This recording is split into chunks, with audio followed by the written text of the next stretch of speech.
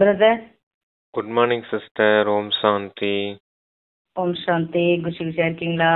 குஷி குஷியா இருக்கேன் சிஸ்டர். நீங்க எப்படி இருக்கீங்க? குஷி குஷியா இருக்கும். ம் ம். Okay sister. ம். இன்னைக்கு ஒரு சூப்பர் வரதானம் கொடுத்துருக்காரு சிஸ்டர்.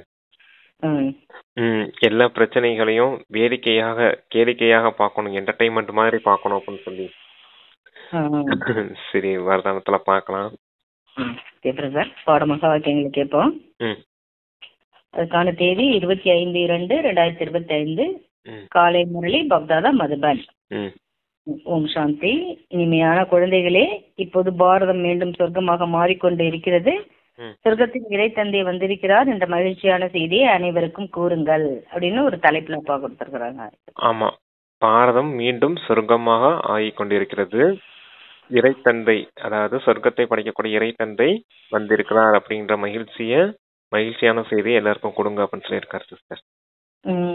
அப்பா கேள்வி கேட்கிறாங்க, சொர்க்கத்திற்கு அதிபதியாக மாறக்கூடிய மகிழ்ச்சி எந்த குழந்தைகளுக்கு இருக்கிறதோ அவர்களின் அடையாளம் என்ன? சொர்க்கத்திற்கு அதிபதியாக பதில், அவர்களுக்கு எந்த விதமான துன்பமும் வர முடியாது. நாம் மிகப்பெரிய ஆட்கள், பிராமண ஆத்மாக்கள், நம்ம எல்லையற்ற தந்தை இவ்வாறாக லட்சுமி நாராயணனாக மாற்றுகின்றார் என்ற போதை அவர்களுக்கு இருக்கும். அவர்களின் நடத்தை மிகவும் மேன்மையானதாக இருக்கும். அவர்களால் மற்றவர்களுக்கு மகிழ்ச்சியான செய்தியை கூறாமல் இருக்க முடியாது அப்படின்னு பதில் சொல்லியிருக்காங்கப்பா. அவர்களுக்கு ஒருபோதும் துன்பம் ஏற்பட முடியாது. நாம் மிகப்பெரிய ஆட்கள், பிராமண ஆத்மாக்கள், நம்மளை எல்லையற்ற தந்தை இவ்வாறாக லட்சுமி நாராயணாக மாற்றிக் கொண்டிருக்கிறார் அப்படிங்கிற போதையிலே இருப்பாங்க.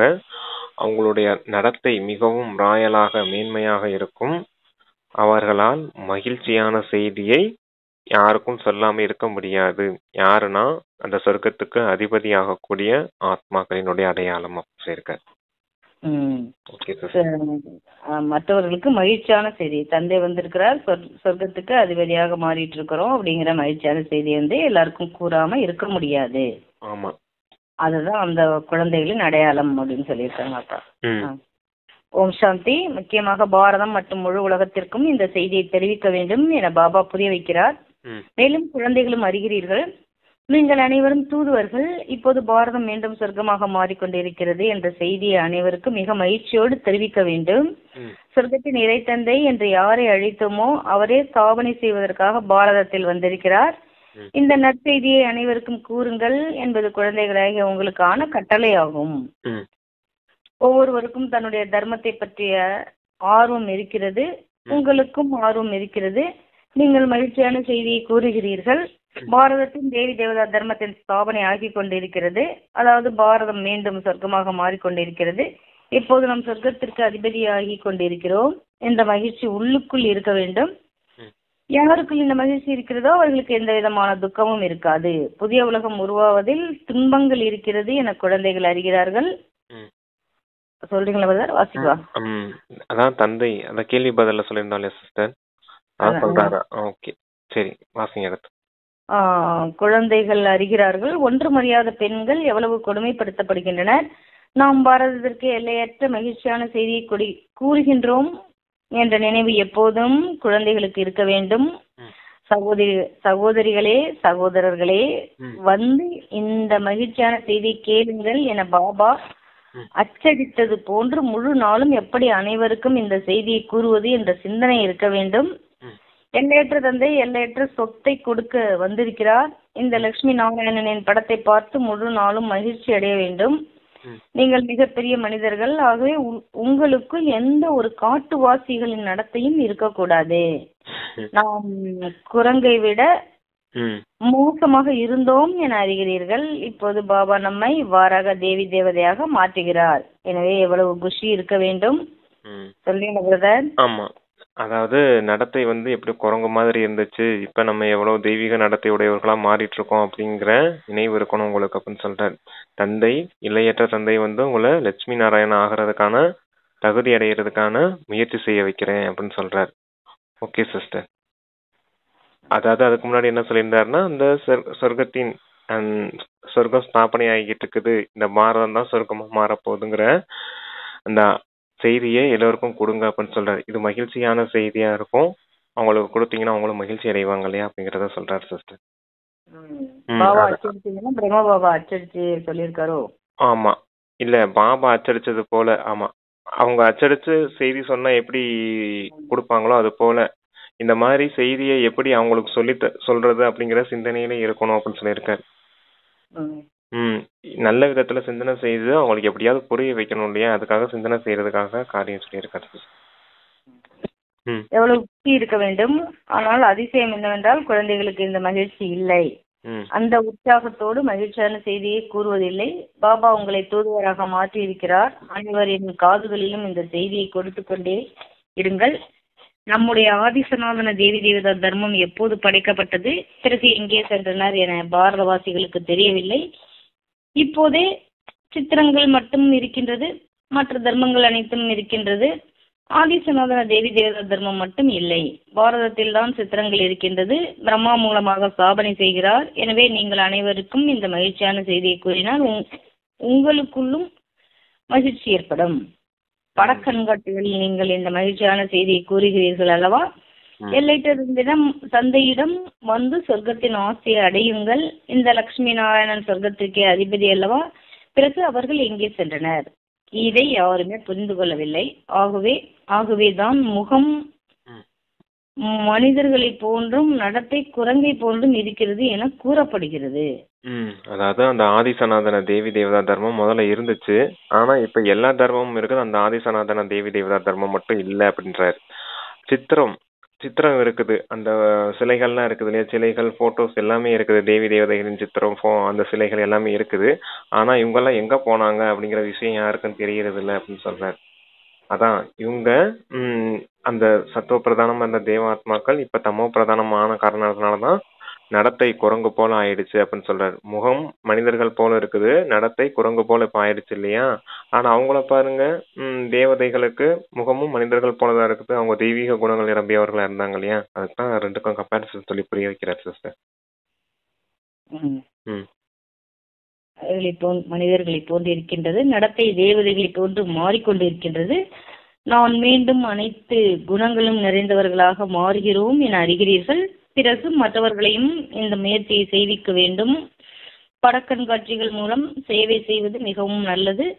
யாருக்கு இல்லற விவகாரங்களில் பந்தனம் இல்லையோ, முதியவர்களாக விதவைகளாக குமாரிகளாக இருக்கிறார்களோ அவர்களுக்கு சேவை செய்வதற்கு வாய்ப்பு இருக்கிறது. சேவையில் ஈடுபட வேண்டும்.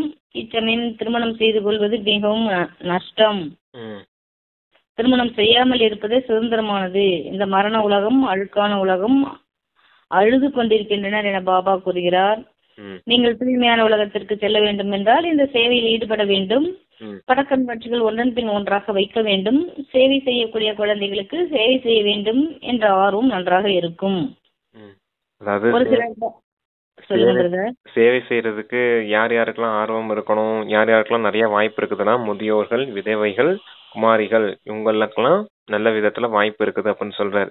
ஏன்னா அவங்க வீட்டுல ஃப்ரீயா தான் இருப்பாங்க அப்படிங்கிறதுக்காக சொல்றாரப்பா. ஏன்னா உங்களுக்கு பெரிய பந்தனம் இருக்காது, யாரும் உங்களை கட்டுப்படுத்த மாட்டாங்க. அதான் திருமணம் செய்துக்கிட்டீங்க அப்படின்னா பந்தனம் உருவாகும், அப்புறமேலு வர முடியாது இல்லையா, சேவை செய்ய முடியாததுனால திருமணம் செய்யாம இருக்கிறதே நல்ல விஷயம் அப்படின்னு சொல்றாரப்பா. அப்படின்னா சுதந்திரமா இருப்பீங்க.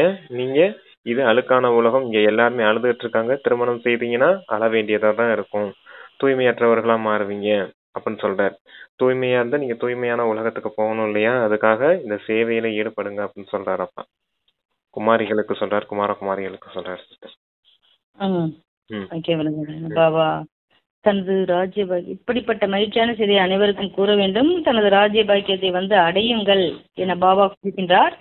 நீங்கள் 5000 வருடத்திற்கு முன்பு ராஜ்ய பாக்கியத்தை அடைந்தீர்கள், இப்போது மீண்டும் அடையுங்கள். என்னுடைய வழிப்படி மட்டும் செல்லுங்கள்.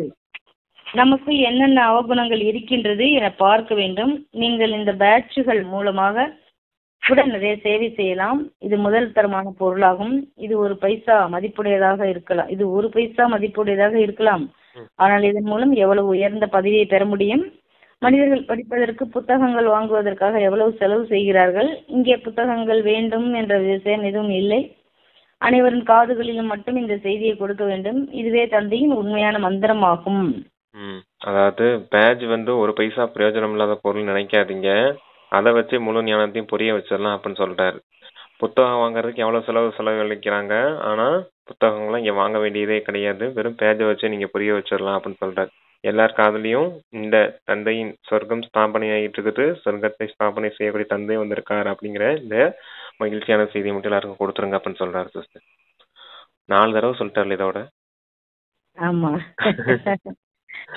ம். அனைவரும் பொய்யான மந்திரங்களை கொடுத்து கொண்டிருக்கிறார்கள். ம். பொய்யான பொருட்களுக்கு எந்த மதிப்பும் கிடையாது. வைரங்களுக்குத்தான் மதிப்பு இருக்கிறது, கற்களுக்கு இல்லை. ஒவ்வொரு வார்த்தையும் லட்சக்கணக்கான ரூபாய் மதிப்புடையது என பாடப்பட்டிருக்கிறது. ம். இவ்வாறு இந்த ஞானத்திற்காகவே கூறப்படுகிறது. அளவற்ற சாஸ்திரங்கள் இருக்கின்றது என பாபா கூறுகிறார். நீங்கள் அரைக்கல்பமாக படித்துக் கொண்டே வந்துள்ளீர்கள். ம். அதன் மூலமாக எதுவும் கிடைக்கவில்லை. இப்போது உங்களுக்கு ஞான ரத்தினங்களை கொடுக்கிறார். அவர்களுடையது சாஸ்திரங்களின் அதிகாரமாகும். தந்தையின் ஞானக்கடல். இவருடைய ஒவ்வொரு வார்த்தையும் லட்சக்கணக்கான கோடிக்கணக்கான ரூபாய் மதிப்புடையதாகும். நீங்கள் உலகத்திற்கே அதிபதியாகிறீர்கள். பல கோடி மடங்கு செல்வந்தராக மாறுகிறீர்கள். இந்த ஞானத்திற்குத்தான் மகிமை இருக்கிறது. அந்த சாஸ்திரங்களை படிப்பதால் ஏழையாகி இருக்கிறீர்கள். எனவே இந்த ஞான ரத்தினங்களை தானம் செய்ய வேண்டும். சொல்றீங்களா பிரதர்? பேரா போயிட்டு இருக்கு. அந்த பொய்யான விஷயம் அப்படிங்கறது இந்த சாஸ்திரத்தை சொல்றாரு. உண்மையான விஷயம்ன்றது இந்த ஞானத்தின் விஷயத்தப்ப சொல்றாரு. இந்த தந்தை கொடுக்கக்கூடிய இந்த ஞானத்தின் விஷயம் ஒவ்வொரு வார்த்தையும் லட்சக்கணக்கான கோடிக்கணக்கான ரூபாய்க்கு மதிப்பு வாய்ந்தது. அந்த பொய்யான விஷயத்தை படிக்கிறதுனால ஏழைகளா மாறி போயிட்டீங்க. தந்தை கொடுக்கக்கூடிய இந்த ஞான ரத்தினங்களின் விஷயங்களை படிக்கிறதுனால, மற்றவங்களுக்கு சொல்றதுனால, தானம் கொடுக்கறதுனால, ஞான ரத்தினங்களை தானம் செய்யறதுனால மிக உயர்ந்த செல்வந்தர்களா மாறிட்டீங்க அப்படின்னு சொல்றாரு. பொய்யான சாஸ்திரத்தை படிச்சதுனால பொய்யானவர்களா மாறி ஏழையா மாறிட்டீங்க. உண்மையான ஞான ரத்தினங்களை படிக்கிறதன் மூலமா மற்றவர்களுக்கு அந்த ஞான ரத்தினங்கள் தானம் செய்வதன் மூலமா செல்வந்தர்கள் ஆகுறீங்கன்னு சொல்றாரு சிஸ்டர். அதான் ஒவ்வொரு வார்த்தையும் ஞானத்தின் ஒவ்வொரு ரத்தினமும் லட்சக்கணக்கான கோடிக்கணக்கான ரூபாய்க்கு மதிப்பு வாய்ந்தது அப்படின்னு சொல்லியிருக்காரு. அப்பா சொல்றாங்க, பாபா மிக எளிய வழிமுறைகளை புரிய வைக்கின்றார். தனது தர்மத்தை மறந்து நீங்கள் வெளியே அலைந்து கொண்டிருக்கிறீர்கள் என கூறுங்கள். பாரதவாசிகளாகிய உங்களின் ஆதி சனாதன தேவி தேவதா தர்மம் இருந்தது. அந்த தர்மம் எங்கே சென்று விட்டது? 84 லட்சம் பிறவிகள் என கூறியமையால் எந்த விஷயமும் புத்தியில் இல்லை. நீங்கள் ஆதி சனாதன தேவி தேவதா தர்மத்தினராக இருந்தீர்கள். பிறகு 84 பிறவிகள் எடுத்துள்ளீர்கள் என பாபா புரிய வைக்கின்றார். இந்த லட்சுமி நாராயணன் ஆதி சனாதன தேவி தேவதா தர்மத்தை சார்ந்தவர் அல்லவா? இப்போது தர்மம் கீழானதாக, செயல்கள் கீழானதாக ஆகிவிட்டது. மற்ற தர்மங்கள் அனைத்தும் இருக்கின்றது. சொல்றீங்களா பிரதர்? தர்மமும் கர்மமும் கீழானதான் ஆயிடுச்சு அப்படின்னு சொல்றாரு. அதான் 84 லட்சம் பிறவிகள் எடுத்துட்டாங்க அப்படின்னு சொன்னதுனால புத்தியில எதுவுமே இல்ல. எப்படி அந்த ஆதி சனாதன தேவி தேவதா தர்மம் இருந்துச்சு, எப்படி நம்ம எப்படி மாறணும் அப்படிங்கிற எந்த விஷயமும் அவங்களுக்கு தெரியறது இல்ல. சாஸ்திரங்களின் விஷயமே அதான் பொய்யா இருக்குது அப்படின்னு சொல்றாரு. சாஸ்திரங்களை தான் இந்த 84 பிறவிகளின் 84 லட்சம் பிறவிகள் அப்படின்னு சொல்லிட்டாங்க. தந்தை 84 பிறவிகள் தான் எடுக்கிறீங்க. ஆதி சனாதன தேவி தேவதா தர்மத்துல இருந்து இப்ப கீழானவர்களா மாறிட்டீங்க. தந்தை மீண்டும் உங்களை அந்த தர்மத்தை ஸ்தாபனை செய்ய வச்சு உங்களை அந்த தர்மத்துக்கு தகுதியுடையவரா ஆக்குறாரு அப்படின்னு சொல்றாரு. அங்க தர்மமும் கர்மமும் உயர்ந்ததா இருந்துச்சு. இங்க தர்மமும் கர்மமும் மிகவும் தாழ்ந்ததா மாறி போயிருக்குது அப்படின்னு சொல்றாரு. அதனாலதான் அப்ப தர்மத்தை ஸ்தாபனை செய்து நமக்கு நல்ல உயர்ந்த கர்மத்தை செய்யறதுக்கான வழி சொல்லிட்டு இருக்கே அப்படிங்கிறாரு சிஸ்டர். பாபா சொல்றாங்க, மற்ற தர்மங்கள் அனைத்தும் இருக்கின்றது. ஆதிசநாதன தர்மம் மட்டும் இல்லை. இந்த தர்மம் இருந்த போது வேறு எந்த தர்மமும் இல்லை. எவ்வளவு எளிதாக இருக்கின்றது. இவர் தந்தை, இவர் தாதா, பிரஜாபிதா பிரம்மா இருக்கின்றார் என்றால் நிறைய பிக்கே இருப்பார்கள் அல்லவா? தந்தை ராவணனின் சிறையில் இருந்து சோகவனத்தில் இருந்து விடுவிக்கிறார். சோகவனத்தின் பொருட்களை கூட யாரும் புரிந்து கொள்வதில்லை. இது சோக உலகமாக, துக்க உலகமாக இருக்கிறது என பாபா கூறுகின்றார். அது சுக உலகமாக இருக்கிறது. நீங்கள் உங்களுடைய அமைதியின் உலகத்தை மற்றும் சுக உலகத்தை நினைவு செய்து கொண்டே இருங்கள். இன்கார்பரல் வேர்ல்டு, நிராகார உலகம் என கூறுகிறார்கள் அல்லவா? ஆங்கில வார்த்தை மிக நன்றாக இருக்கிறது. ஆங்கிலம் புத்தகத்தில் ஆங்கில வார்த்தை மிக நன்றாக இருக்கிறது. ஆங்கிலம் புழக்கத்தில் இருந்து கொண்டு இருக்கிறது. இப்போது பல மொழிகள் ஆகிவிட்டது. நிர்குண பால அமைப்பு என கூறுகிறார்கள். நிர்குணம் என்றால் எந்த குணமும் இல்லை. இவ்வாறு அமைப்புகளை இன்கார்போரியல் வேர்ல்டு அப்படிங்கிற நிராகார உலகத்தை சொல்றாரு. அந்த ஆங்கில வார்த்தை நல்லா இருக்குது. அடுத்து நிர்குணம் அப்படிங்கிறது வந்து எந்த குணமும் இல்லாத தன்மை அதைத்தான் குறிக்குது அப்படின்னு சொல்லியிருக்காரு. ராவணனுடைய சிறையிலிருந்து தந்தை விடுவிக்கிறார் அப்படின்னு சொல்றாங்க இல்லையா, அது ராவணனுடைய சிறைன்றது 5 விகாரங்கள்ல இருந்து தந்தை விடுவிக்கக்கூடிய விஷயமா இருக்குது சிஸ்டர். இந்த ராவணனுடைய சிறையிலிருந்து விடுவிச்சு அந்த இன்கார்போரியல் வேர்ல்டு நிராகார உலகத்துக்கு அழைச்சிட்டு போறாரு அப்படின்றத சொல்றாரு அங்க. ஓகே சிஸ்டர், வாசிங்க. அதுக்கு மேல என்ன பிரதர் சொன்னாரு? அதான் சிஸ்டர், வேற ஒன்றும் சொல்லல. சோகவனமா? அந்த சோகவனம் தான். அதான் சோகவனம்ன்றது இதைத்தான், அந்த கலியுகத்தை தான் சோகவனம்னு சொல்றாரு. அசோகவனத்துல அங்க சீதை மாட்டிக்கிட்டா, ராவணன் சிறையில மாட்டிக்கிட்டா அப்படின்னு சொல்றாங்க இல்லையா. அசோகவனம்ன்றது சோகமே இல்லாத வனம், அதாவது சுகதாமம், சத்தியுகம், அதைத்தான் குறிக்குது. ஆனா அவங்கதான் எந்த பொருளையுமே புரிஞ்சுக்கிறது இல்லை அப்படின்றாரு. இது அசோகவனம் கிடையாது, இதுதான் சோகவனம்னு சொல்றாரு கலியுகத்தை. அசோகவனம் சொல்றது எதை, அது சத்தியுகத்தை தான் சொல்ல முடியும் அப்படின்றதுக்கு தான் அவங்க எந்த பொருளையும் புரிஞ்சுக்கிறது இல்லை அப்படிங்கிறாரு. அப்பா சொல்றாங்க, நிர்குணம் என்ற பொருளை கூட புரிந்து கொள்ளவில்லை, பொருள் புரியாமலேயே பெயர் வைக்கிறார்கள். அளவு கடந்த அமைப்புகள் உள்ளன. பாரதத்தின் ஒரே ஒரு ஆதிசநாதன அமைப்பு இருந்தது. அப்போது வேறு எந்த தர்மமும் இல்லை. ஆனால் மனிதர்கள் 5000 வருடங்களுக்கு பதிலாக கல்பத்தின் ஆயுளை லட்சக்கணக்கான வருடங்கள் என எழுதிவிட்டனர். நீங்கள் அனைவரையும் இந்த அறியாமை இருளில் இருந்து வெளியே கொண்டு வர வேண்டும், சேவை செய்ய வேண்டும். இந்த நாடகம் நிச்சயிக்கப்பட்டு இருக்கிறது. ஆனால் சிவபாபாவின் யஜ்யத்தில் இருந்து சாப்பிடுகிறீர்கள், அருந்துகிறீர்கள். ஆனால் சேவை எதுவும் செய்யவில்லை என்றால் வலதுகரமாக இருக்கக்கூடிய தர்மராஜ் நிச்சயமாக தண்டனை கொடுப்பார். அதாவது ஓகே சரி, நிர்குண அமைப்புன்னு சொல்லியிருந்தார் இல்லையா. இந்த நிர்குணம் எங்க இருக்கும் அப்படின்னா கலியுகத்துல தான் இருக்கும். நிர்குணம்னா அதாவது குணமே இல்லாத தன்மை. ஆனா இங்க பேர் வச்சிருக்காங்க நிர்குணம்னு. அந்த நிர்குணத்துக்கும் கூட பேரு பொருள் என்னன்னு புரியல. எப்படி சோகவனத்துக்கு பொருள் புரியலையோ, அசோகவனத்துக்கு பொருள் புரியலையோ, அதே மாதிரி நிர்குணத்துக்கும் பேர் அவங்களுக்கு அர்த்தம் புரியல அப்படிங்கிறார். ஆதிசநாதன தேவி தேவதா தர்மம் சர்வ குணமும் சம்பன்னமா இருந்துச்சு அப்படின்னு சொல்றாரு. சத்தியுகம் அப்படி இருந்துச்சு, கலியுகம் இப்படி இருக்குது அப்படின்னு சொல்றாரு. அடுத்து நீங்க இப்ப பாபாவுடைய யஜ்யத்துல இருந்து சாப்பிடுறீங்க, அருந்துறீங்க அப்படின்னா சேவை நல்ல விதத்துல செய்யணும் இல்லையா. சேவை செய்யல அப்படின்னா தர்மராஜ்புரியில தண்டனை அடைய வேண்டியது இருக்கும் அப்படின்னு சொல்றாரு. Okay sister. Okay brother. அப்பா சொல்றாங்க, பாபாவிற்கு அதிகாலையில் எழுந்து கோவிலுக்கு செல்கிறார்கள். ஆன்மீக சிந்தனை உடையவர்களுக்கு புரிய வைப்பது எளிதாகும். லட்சுமி நாராயணனின் கோவிலில் சேவை செய்வது அனைத்தையும் விட நல்லதாகும். சரி, பிறகு அவர்களை இவ்வாறு உருவாக்கக்கூடியவர் சிவத்தந்தையே. அங்கேயும் சென்று புரிய வையுங்கள். காடு தீப்பற்றி எரியும், இது அனைத்தும் அழிந்து போகும். பிறகு உங்களுடைய நடிப்பும் முடிந்து போகும். நீங்கள் அரசகுலத்தில் சென்று பிறவி எடுப்பீர்கள். ராஜ்யம் எப்படி கிடைக்கும் என்பது போக போக தெரிய வரும். நாடகத்தில் முதலிலேயே கூற மாட்டார்கள். என்ன பதவி அடைவோம் என நீங்கள் தெரிந்து கொள்வீர்கள். அதிகமாக தான புண்ணியம் செய்யக்கூடியவர்கள் ராஜ்யத்தில் வருவார்கள் அல்லவா. ராஜாக்களிடம் நிறைய செல்வம் இருக்கிறது. இப்பொழுது நீங்கள் அழியாத ஞான ரத்தினங்களை தானம் செய்கிறீர்கள். அதாவது அவங்க ஸ்தூல செல்வத்தை தானம் செய்யறத பத்தி சொல்றாங்க. ஆனா நீங்க ஞான ரத்தினத்தை தானம் செய்துட்டு இருக்கீங்க. கோயில், இந்த கங்கை கரையில எல்லாம் போய் சேவை செய்யறதுக்கான ஆர்வம் இருக்கணும். அதுலயும் ஆன்மீக சிந்தனை உடையவர்களுக்கு புரிய வைக்கிறது மிகவும் எளிது அப்படின்னு சொல்றாரு. அவங்களுக்கு ஈஸியா புரிய வச்சிடலாம் சொல்லி அப்படிங்கிறார். அதாவது அந்த ஸ்தூல செல்வம், ராஜா கிட்ட ஸ்தூல செல்வம் நிறைய இருக்கும், உங்ககிட்ட ஞான செல்வம் அதிகமா இருக்கும். இந்த ஞான செல்வத்தின் மூலமா தான் நீங்க எதிர்கால ராஜ்யத்துக்கு போவீங்க, அதுலயும் உயர்ந்த பதவி அடைவீங்க அப்படின்னு சொல்றாரு. சேவை செய்யணும், ஞான ரத்தினங்களை சேமிச்சு வச்சிருக்கணும் அப்படின்னு சொல்றாரு. ஞானத்தின் மூலமா செல்வம், யோகத்தின் மூலமா ஆரோக்கியம் அப்படின்னு சொல்லுவார். ரெண்டுமே உங்களுக்கு கிடைக்கும் அப்படின்னு. Okay sister. அப்பா சொல்றாங்க, தூய்மை இல்லாதவர்களை தூய்மையானவர்களாக மாற்றுவதற்காக தந்தை வந்திருக்கிறார் என்று கூறுங்கள். என்னை நினையுங்கள் என தந்தை கூறுகின்றார். எவ்வளவு எளிது. ஆனால் தமோ பிரதானமான புத்தி உடையவர்கள் எதையுமே கடைபிடிப்பது இல்லை. விகாரங்கள் நுழைந்திருக்கிறது. விலங்குகள் கூட விதவிதமாக இருக்கிறது. சிலருக்குள் நிறைய கோபம் இருக்கிறது. விலங்குகள் கூட விதவிதமாக இருக்கிறது. ஒவ்வொரு விலங்கும் ஒவ்வொரு விகாரத்தையும் ஒவ்வொரு விலங்கு கோப்பிட்டு சொல்லுவார் அப்ப. காமம்ங்கிறது பன்னிக்கு சமமானதுன்னு சொல்லுவாரு. கோபம்ங்கிறது அந்த குரங்குக்கு சமமானது. அப்படி ஒவ்வொரு இதுக்கும் ஒவ்வொரு விலங்கு சொல்லுவார். அது சொல்றாரு விலங்குகள்.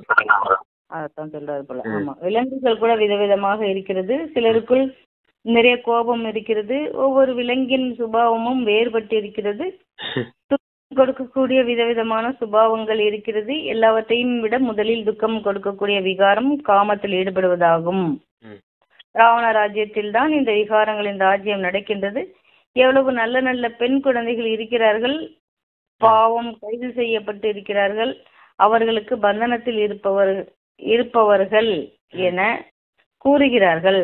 பாபா தினந்தோறும் புரிய வைத்துக் கொண்டே இருக்கிறார். உண்மையில் அவர்கள் ஞானத்தின் எல்லையை அடைந்து விட்டால் பிறகு யாருமே அவர்களை பிடிக்க முடியாது.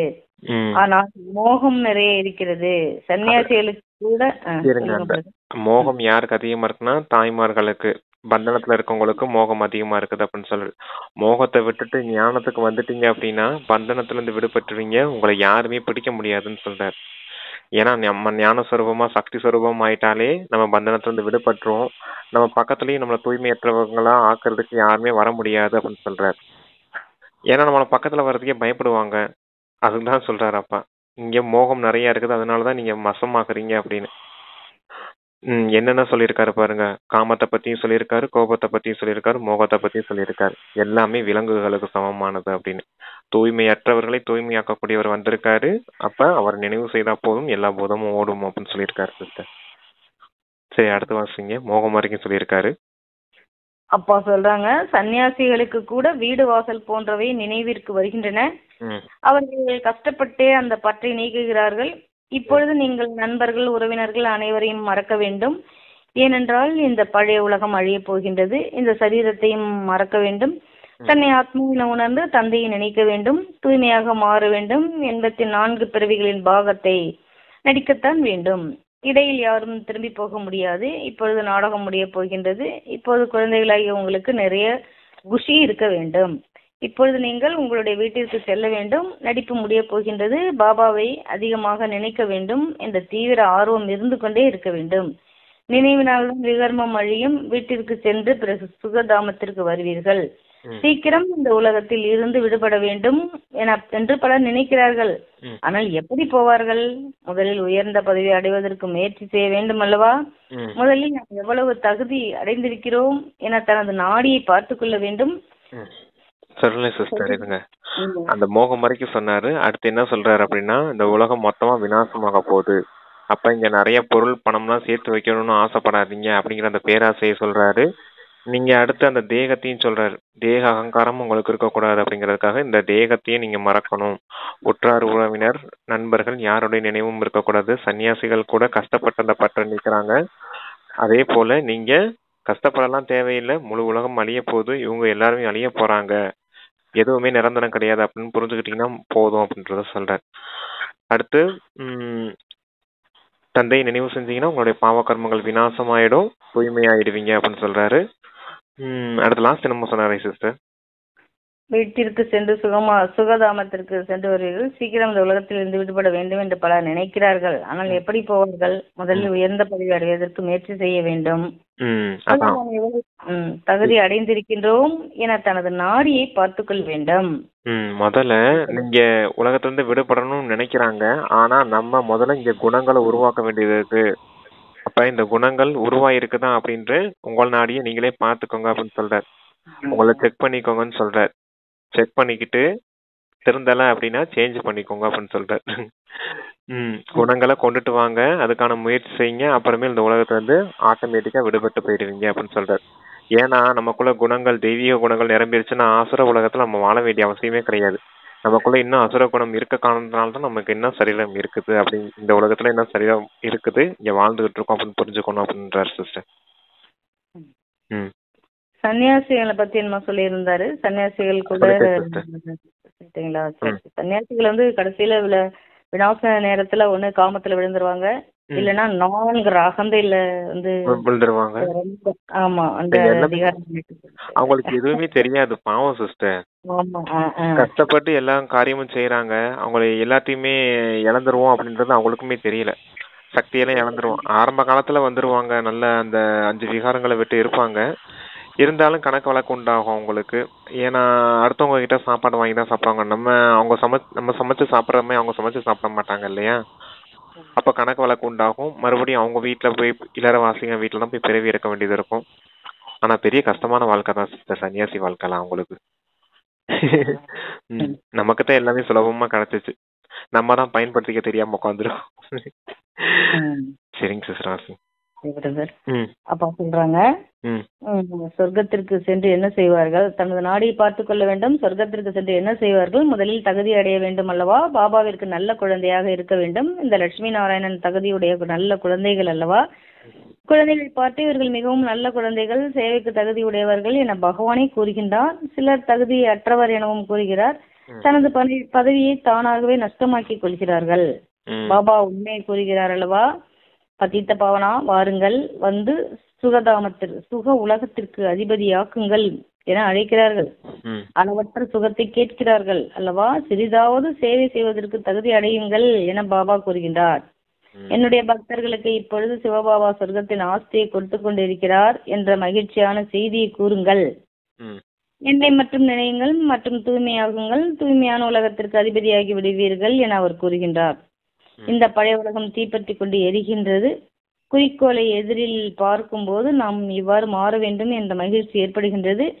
முழு நாளும் புத்தியில் இது நினைவு இருந்தால் ஒருபோதும் எந்த விதமான சைத்தான் வேலையும் செய்ய மாட்டீர்கள்.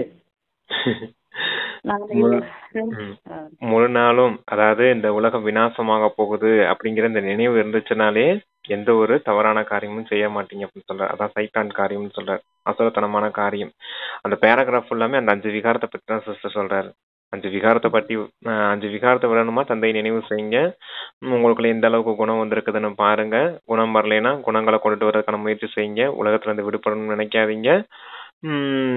முதல்ல தெய்வீக குணங்களை உருவாக்குங்க அப்படின்னு சொல்லியிருக்காரு. ஏதான் அந்த பேராகிராஃப் ஃபுல்லாவே சொல்லியிருக்காரு. ஒருபோதும் எந்த விதமான சைத்தான் வேலையும் செய்ய மாட்டேங்குது. அப்பா சொல்றாங்க, தவறான வேலைகளை எப்படி செய்ய முடியும்? அதாவது நாம் இவ்வாறு மாறிக்கொண்டிருக்கிறோம் என்றால் தவறான வேலைகளை எப்படி செய்ய முடியும்? ஆனால் யாருடைய அதிர்ஷ்டத்தில் இல்லையோ இப்படி எல்லாம் வழிமுறைகளை கண்டுபிடிப்பது இல்லை, தனக்காக சம்பாதிப்பதும் இல்லை. எவ்வளவு நல்ல வருமானம், வீட்டில் அமர்ந்தபடியே அனைவரும் சம்பாதிக்க வேண்டும், பிறகு மற்றவர்களையும் சம்பாதிக்க வைக்க வேண்டும். வீட்டில் அமர்ந்தபடியே இந்த சுயதர்சன சக்கரத்தை சுழற்றுங்கள், மற்றவர்களையும் சுயதர்சன சக்கரதாரி ஆக்குங்கள். எவ்வளவு மற்றவர்களை உருவாக்குகிறீர்களோ அவ்வளவு உங்களுக்கு உயர்ந்த பதவி கிடைக்கும். இந்த லட்சுமி நாராயணனை போல மாறலாம். இதுவே உங்களுடைய குறிக்கோளாகும். அனைவரும் சூரிய வம்சியாக மாறுவதில் தான் கையை உயர்த்துகிறீர்கள். இந்த சித்திரங்கள், படக்கண்காட்சிகள் மிகவும் பயனுள்ளதாக இருக்கும்.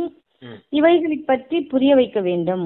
உயர்ந்ததிலும் உயர்ந்த தந்தை நமக்கு என்ன சொல்லி கொடுக்கின்றாரோ அதையே நாம் கேட்கின்றோம். பக்தி மார்க்கத்தின் விஷயங்களை கேட்பதில் நமக்கு விருப்பம் இல்லை. இந்த சித்திரங்கள் மிகவும் நன்றாக இருக்கின்றன. இவைகளை வைத்துக் கொண்டு நீங்கள் நிறைய சேவைகளை செய்ய முடியும். அச்சா அருள் நிறைவேற்று. நீங்களும் படிங்க, மற்றவர்களையும் படிக்க வைங்க. நீங்களும் சம்பாதிங்க, மற்றவர்களையும் சம்பாத்தியம் செய்ய வைங்க அப்படின்னு சொல்றாரு. ஞான ரத்தினங்களின் வருமானம் செய்யுங்க அப்படின்னு சொல்றாரு. நீங்களும் சுயதர்சன சக்கரத்தை சுத்துங்க, மற்றவர்களையும் சுயதர்சன சக்கரதாரியா ஆக்குங்க அப்படின்னு சொல்றாரு. நீங்களும் நினைவு செய்யுங்க, மற்றவர்களையும் நினைவு செய்ய வைங்க அப்படிங்கிறார். அதான் இந்த மாதிரி நீங்க நல்ல விதத்துல சேவை செய்தீங்கன்னா உங்களுக்கு உயர்ந்த பதவி இறுதியில கிடைக்கும் அப்படின்னு சொல்றாரு. உங்களுக்கு எப்பவும் அந்த குசி இருந்துகிட்டே இருக்கணும். நம்மள எல்லையற்ற தந்தை லட்சுமி நாராயணனா ஆக்குறதுக்காக வந்திருக்கார் அப்படின்றத நினைவு இருக்கணும். உங்களுக்கு அந்த குசியிலே இருக்கணும் அப்படின்னு சொல்லியிருக்காரு சிஸ்டர். இனிமையான காணாமல் போய் கண்டெடுக்கப்பட்ட செல்லமான குழந்தைகளுக்கு தாயும் தந்தையும் ஆகிய பாப்தாதாவின் அன்பு நினைவுகள் மற்றும் காலை வணக்கம். ஆன்மீக குழந்தைகளுக்கு ஆன்மீக தந்தையின் நமஸ்தே நமஸ்தே. தாரணாக்கான முக்கிய சாரம். ஃபர்ஸ்ட் பாயிண்ட், நாம் எந்த அளவு தகுதி ஆகி இருக்கிறோம் என தனது நாடியை பார்க்க வேண்டும். தகுதி அடைந்து சேவையின் பலனை நிரூபித்து காண்பிக்க வேண்டும். ஞானத்தின் எல்லையற்ற வெளிப்பாட்டின் மூலம் பந்தனத்திலிருந்து விடுபட வேண்டும். ஞானத்தின் எல்லையற்ற வெளிப்பாட்டின் மூலம் பந்தனத்திலிருந்து விடுபட வேண்டும். ஞான சொரூபமாகுங்க அப்படின்னு சொல்றாரு. ஞான சொரூபம் ஆயிட்டோம்னா மொத்தமா தூய்மை ஆயிட்டோம்னு அர்த்தம். அந்த வெளிப்பாட்டின் மூலமா மொத்த பந்தனத்துல இருந்து விடுபட்டுருவீங்க அப்படின்னு சொல்றாரு. ஓகே சிஸ்டர், அதான் உங்களை நீங்களே செக் பண்ணிக்கோங்க எந்த அளவுக்கு தெய்வீக குணங்கள் உங்களுக்குள்ள வந்திருக்குது அப்படின்னு. அதுல 2வது பாயிண்ட், ஒரு பாபாவின் வழிபடி நடந்து உள்ளிருக்கும் அவகுணங்களை நீக்க வேண்டும். துக்கத்தில் இருக்கிறோம் என்ற எண்ணத்தை விட்டுவிட்டு சுகம் நிறைந்தவர் ஆக வேண்டும். ஞான ரத்தினங்களை தானம் செய்ய வேண்டும். ஞானரத்னங்களை தானம் செய்யணும். துக்கத்துல இருக்கோம்னு நினைக்காதீங்க, சுகதாமத்துக்கு போக போறோம் அப்படிங்கிற நினைவுல இருங்க அப்படின்னு சொல்றாரு. அப்போ வர்ணனம் கொடுக்கறாங்க. சோதனைகள் மற்றும் பிரச்சனைகளில் வாடி போவதற்கு பதிலாக கேளிக்கை என்ற அனுபவம் செய்யக்கூடிய எப்பொழுதும் வெற்றி அடையும் வெற்றியாளர் ஆவீர்களாக. இந்த புருஷார்த்தி வாழ்க்கையில் நாடகப்படி பிரச்சனைகள் மற்றும் நிலைமைகளோ வரவே வேண்டி உள்ளது. ஜென்மம் எடுத்தவுடனேயே முன்னேறுவதற்கான லட்சியம் கொள்வது என்றால் சோதனைகள் மற்றும் பிரச்சனைகளை அழைப்பது. பாதையை கடந்து செல்ல வேண்டி இருக்கும் போது பாதையில் காட்சிகளே தென்படக்கூடாது என்று நினைத்தால் அது எவ்வாறு முடியும்? ஆனால் அந்த காட்சிகளை கடந்து செல்வதற்கு பதிலாக அவற்றை திருத்துவதில் ஈடுபட்டு விட்டீர்கள் என்றால் தந்தையின் நினைவின் இணைப்பு தளர்ந்து போய் விடுகிறது. மேலும் கேளிக்கைக்கு பதிலாக மனதை வாட செய்து விடுகிறீர்கள். எனவே ஆஹா காட்சிகளே ஆஹா என்ற கீதம் பாடியபடியே முன்னேறி செல்லுங்கள். அதாவது எப்பொழுதும் வெற்றியாளர் ஆவீர்களாக என்ற வரதானத்திற்கு உரியவராக ஆகிவிடுங்கள். வரதானத்துக்கு விஸ்தாரம் கொடுத்துருக்காங்க ஒரு தரப்பா. புருஷார்த்தி வாழ்க்கை அப்படிங்கிறது இந்த நாடகப்படி வருது அப்படின்னா, புருஷார்த்தி வாழ்க்கையில இந்த நாடகப்படி உங்களுக்கு பிரச்சனைகளும் சோதனைகளும் அந்த நிலைமைகளும் வந்துட்டே தான் இருக்கும் அப்படின்னு சொல்றாரு. அப்ப இந்த நிலைமைகள்லாம் நீங்க கடந்து போகணும். அப்படின்னா எப்படி அந்த உங்களுக்கு ஜென்மம் கிடைச்ச உடனே இந்த பிரச்சனைகளும் சோதனைகளும் அழைக்கிறீங்கன்னு தான் அர்த்தம் அப்படின்றத சொல்றாரு. தந்தை கிட்ட ஜென்மம் எடுத்த உடனே இந்த பிரச்சனைகளும் சோதனைகளும் உங்களுக்கு வரத்தான் செய்யும். அதான் அந்த பிரச்சனைகளையும் அந்த சோதனைகளையும் நீங்க அழைப்பு விடுக்கிறீங்க. வந்தாலும் நான் வெற்றி அடைவேன் அப்படிங்கிறது மாதிரி தான் நீங்க அழைப்பு கொடுக்குறீங்க அப்படின்றது மாதிரி சொல்றாரு. அடுத்து ஒரு பாதையில் நடந்து போறீங்க. அப்ப எல்லாமே சைட் சீன் வரத்தானே செய்யும். அது போலதான் இந்த பிரச்சனைகளும் சோதனைகள் எல்லாமே உங்களுக்கு ஒரு சைட் சீன் போலதான். நீங்க உங்க பாதையை பார்த்து நடந்து போயிட்டே இருங்க அப்படின்னு சொல்றாரு. ஆனா பாதையை பார்த்து நடந்து போகாம இந்த சைட் சீன்ஸ் எல்லாம் போய் திருத்துறதுக்கான முயற்சி செய்யறீங்க அப்படின்னு சொல்றாரு. இந்த சைட் சீன்ஸ் எல்லாம் போய் திருத்துறதுக்கான முயற்சி செய்யறதுனாலதான் நீங்க மனச்சோர்வு அடைகிறீங்க, மனம் தளர்ந்து போயிருது உங்களுக்கு. இங்க தந்தையின் இணைப்பும் துண்டிக்கப்பட்டுருது அப்படின்னு சொல்றாரு. தந்தையின் இணைப்பும் தளர்ந்து போயிடுது அப்படின்னு சொல்றாரு. ரெண்டுக்கும் வித்தியாசம் இருக்குது பாருங்களேன். இப்ப யோகா பண்றதுக்கு அமர்றோம், தந்தை நினைவுலயே அமர்ந்து தந்தை நினைவு செய்துட்டு இருப்போம். இடையிலேயே மாய பிரவேசம் ஆகும் இல்லையா? அதெல்லாம் சைட் சீன் புரிஞ்சுக்கோங்க அப்படின்னு சொல்றாரு. ஆனா அந்த மாயை திருத்தணுமே, இதெல்லாம் வரக்கூடாது செய்யக்கூடாதுன்னு அப்படியே அந்த சைட் சீன்ஸை போய் திருத்துறதுக்கான முயற்சி செய்தீங்கன்னா இது பாபாவின் இணைப்பு துண்டிக்கப்படும் அப்படின்னு சொல்றாரு. அதனாலதான் இதெல்லாம் வேடிக்கை கேளிக்கை காட்சின்னு புரிஞ்சுக்கோங்க, மனச்சோர்வு அடையாதீங்க அப்படின்னு சொல்றாரு. சதா வெற்றியாளரா இருக்கணும் அப்படின்னா அந்த கீதம் பாடிக்கிட்டே இருங்க. ஆஹா காட்சிகளே ஆஹா அப்படிங்கிற அந்த காட்சிகளை பார்த்துட்டு குஷியா இருக்கணும். நீங்க கேளிக்கைகள்னு புரிஞ்சுக்கோங்க அப்படின்னு சொல்றாரு. சைட் சீன்ஸ் எல்லாம் வரத்தான் செய்யும். பிரச்சனைகள் எல்லாமே உங்களுக்கு ஒரு சைட் சீன்ஸ் போலதான் அப்படின்னு சொல்றாரு. அதை போய் திருத்துறதுக்கான முயற்சி செய்யாதீங்க அப்படிங்கிறார். அதெல்லாம் திருத்தாதீங்க, அதெல்லாம் பாஸ் பண்ணி கடந்து நடந்து போயிடுங்க. ஆமா, அப்படி அது திருத்தணும் ஏற்படுறீங்கன்னா தந்தையோட ஞாபகம் வந்து கட்டாயிடும் அப்படின்னு சமைக்க கொடுக்குறாங்க. ஆமா, அப்ப என்டர்டைன்மெண்ட்னு புரிஞ்சுக்கணும். மாயை வர்றது, மாயே நமக்கு ஒரு பெரிய என்டர்டைன்மெண்ட் தான் அப்படின்னு புரிஞ்சுக்கிட்டீங்கன்னா குஷியா இருப்பீங்க, கேளிக்கையா இருக்கும். இல்ல அந்த மாயையை போய் திருத்தணும் அப்படின்னு முயற்சி செஞ்சீங்கன்னா அவ்வளவுதான் மாட்டிக்கிடுவீங்க அப்படிங்கிறார். சரிங்க சிஸ்டர். பிரதர், அப்பா ஸ்லோகன் சொல்றாங்க, மரியாதை நியமங்களுக்கு உட்பட்டு நடப்பது என்றால் மரியாதை புருஷோத்தமர் ஆவது ஆகும். மரியாதை நியமங்களுக்கு உட்பட்டு நடப்பது என்றால் மரியாதை புருஷோத்தமர் ஆவது ஆகும். நீங்க மரியாதை புருஷோத்தமர்கள் ஆகணும் அப்படின்னா ஸ்ரீமத் படி நடக்கணும் அப்படின்னு சொல்றாரு. ஸ்ரீமத்தை தான் அங்க மரியாதைகள் நியமங்கள் சொல்றாரு அப்பா. மரியாதை நியமங்கள்னு என்னது? அப்பா கொடுத்த ஸ்ரீமத். அந்த ஸ்ரீமத் படி நடந்தீங்கன்னா மரியாதை புருஷோத்தமர்களா ஆயிடுவீங்க அப்படிங்கிறார். Okay sister. அவ்வியக்த சமிக்கை.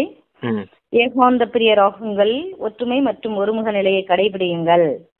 ஏகாந்த வாசி என்றால் அனுபவி மூர்த்தி. நிகழ்காலத்திற்கு ஏற்ப இப்பொழுது வானப்பிரஸ்த நிலைக்கு சமீபத்தில் இருக்கிறீர்கள். வானப்பிரஸ்திகள் பொம்மை விளையாட்டு விளையாட மாட்டார்கள். வானப்பிரஸ்திகள் ஏகாந்தமாக தனிமையில் மற்றும் நினைவு செய்தபடி இருப்பார்கள். எனவே எல்லையில்லாத வானப்பிரஸ்திகளாகிய நீங்கள் அனைவரும் எப்பொழுதும் ஒருவரின் ஆழத்தில், அதாவது நிரந்தர ஏகாந்தத்தில் எப்பொழுதும் ஸ்மிருதி சுரூபமாக இருங்கள். இதுதான் எல்லையில்லாத வானப்பிரஸ்தி நிலை ஆகும். ஏகாந்த வாசி அப்படின்னாலே அனுபவ மூர்த்தி ஆவதாகும். இப்ப எல்லாருமே வானப்பிரஸ்த நிலைக்கு அருகாமையில இருக்கீங்க அப்படின்னு புரிஞ்சுக்கோங்க அப்படிங்கிறார். அப்ப வானப்பிரஸ்திகள் ஒருபோதும் பொம்மை விளையாட்டு விளையாடிட்டு இருக்க மாட்டாங்க. வானப்பிரஸ்திகள் எப்பவும் அந்த பக்தி பூஜை புனஸ்காரத்தை தான் பொம்மை விளையாட்டு சொல்லுவார். அது போல காரியம் செய்துட்டு இருக்க மாட்டாங்க. வானப்பிரஸ்திகள் எப்பவும் ஏகாந்தமா இருப்பாங்க, தனிமையா இருப்பாங்க, நினைவு செய்துகிட்டே இருப்பாங்க அப்படின்னு சொல்றாரு. நீங்க எல்லை இல்லாத வானப்பிரஸ்திகளா இருக்கீங்க அப்படின்னா ஒருவரின் நினைவுல, அந்த தந்தையின் நினைவுலயே இருப்பதற்கான முயற்சி செய்துகிட்டே இருங்க அப்படின்னு சொல்றாரு. ஸ்மிருதி ஸ்வரூபமா இருங்க அப்படின்னு சொல்றாரு. ஓகே சிஸ்டர், அதான் எல்லையற்ற வானப்பிரஸ்திகளின் அடையாளம்னு சொல்றாரு. அதான் ஏகாந்தவாசியா இருங்க, ஒரு தந்தை நினைவுல இருங்க அப்படின்னு சொல்றாரு. பொம்மை விளையாட்டு விளையாடிட்டு இருக்காதீங்க அப்படிங்கிற. 60 வயசுல யாரும் பொம்மை விளையாட்டை வந்து விளையாண்டுட்டு இருக்க மாட்டாங்க இல்லையா? 60 வயசுக்கு மேல போனவங்க தானே வானப்பிரஸ்திகள்னு சொல்றாங்க. இப்ப இந்த உலகத்துக்கே இப்ப வானப்பிரஸ்த நிலை, அதனால பொம்மை விளையாட்டை விளையாண்டுட்டு இருக்காதீங்க. அதுக்கு பதிலா ஒருவரின் ஆழத்தில், அதாவது நிரந்தர ஏகாந்தத்தில் எப்பொழுதும் சுமிருதி சுரூபமாக இருங்கள். சொல்லியிருக்காங்க. சின்ன முரளி